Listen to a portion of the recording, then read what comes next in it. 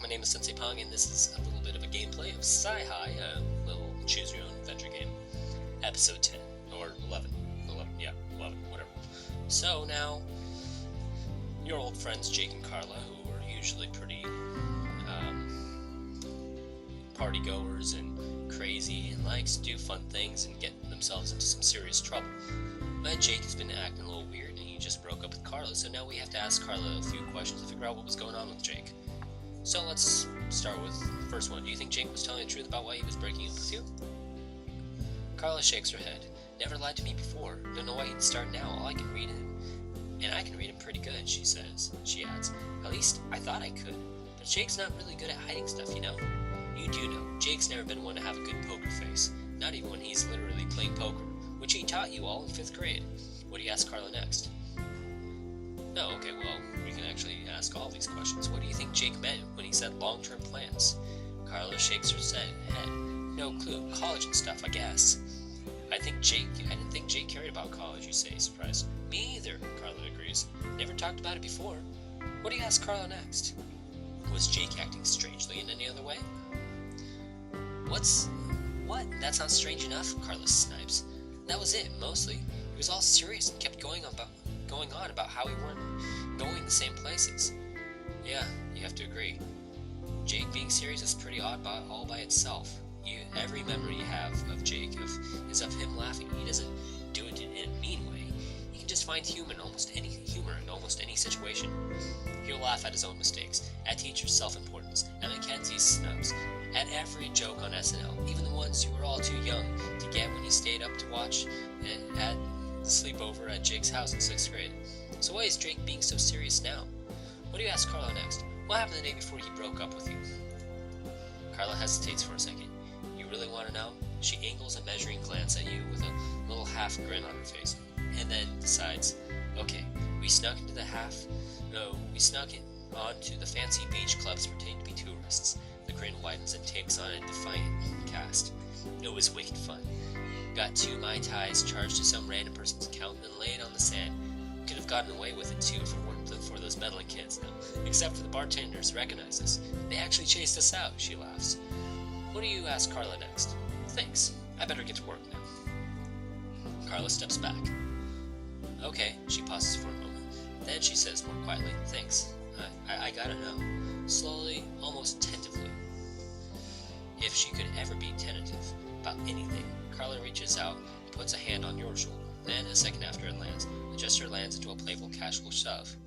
See you around, Pong. Quickly, Carla turns and moves away, cigarette smoke rising in a cloud around her as she goes. How do you want to investigate? Well, we have the choices.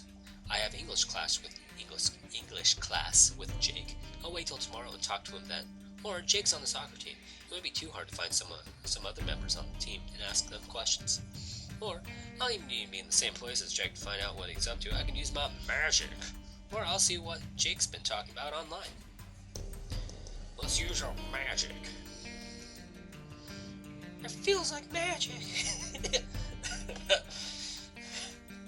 Okay, so if I ever say that at any point in this, it's from the Narnia movies. I love the Narnia movies, and I love the Narnia books, but that one line, I believe it was in the second movie, where they're on the train, or it could have been number 3, Voyage of the Dawn Treader, where the little girl is like, it feels like magic! And it's always one of the cheesiest lines, and just anytime I think of something feeling like magic, or anything to do with the word magic, I always think of that part in that movie, and that cheesy line that always gives me a smile. Sure, you could talk to Jake directly, but isn't it better to get a look at what he's doing when he doesn't think anyone is watching? However, you do need to be somewhat close to Jake. You'll have to follow him. You want to do that? Yes, we'll do it. You drive out of the school parking lot and down the winding road that leads back to the main street. Close your eyes and hope for the best. No, it's not hard to keep close to Jake. He sticks precisely to the speedway, signals at every corner, drives straight home, and goes directly into his house. You park across the street. You figure that's close enough, and get to work. You close your eyes, focus your thoughts, and let the image come into your mind. Jake. His room looks pretty much how it did when you saw it last. The same blue paint on the walls, the same posters of David Beckham and Mia Hamm. And there's Jake at his desk. He's studying and studying and studying. Now what? I've got the information I came for. I'm going home. No, I'll watch a while longer. Maybe something will change. Or I'm going to try to read Jake's thoughts. I like the idea of invasion of privacy, so let's try to read Jake's thought. Slowly, carefully, you focus in even more. It's really hard to read someone's thoughts, much harder than just watching them from a distance. And it takes every bit of concentration and energy you have. It feels like you're going through a tunnel, or down a long corridor that keeps getting darker and narrower as you move forward, until finally you burst out onto the other side of into the light again, and you can see what the other person is thinking. At least, that's how it's supposed to feel. You're trying to focus on Jake's thoughts, feeling yourself walking down that corridor when you start to get an odd sensation around the edges of your consciousness. It's a sort of hum, like there's a fly buzzing around your head, or feedback on a speaker. You've only felt this once before, when you were trying to scry on Allison while she was invisible. The magical feedback nearly kept you from seeing her. Gave you a wicked headache, too. But you managed to push through it. This time you can't push through it. You just can't see Jake's thoughts. Interesting. Does this mean something else? Someone else's magic is affecting Jake? He's under a super study spell or something. Either way, you can't read his thoughts. Time to go home. That's interesting. Your house is on a narrow side street, one of a row of small square houses with wooden siding weathered in a dark gray by the ocean.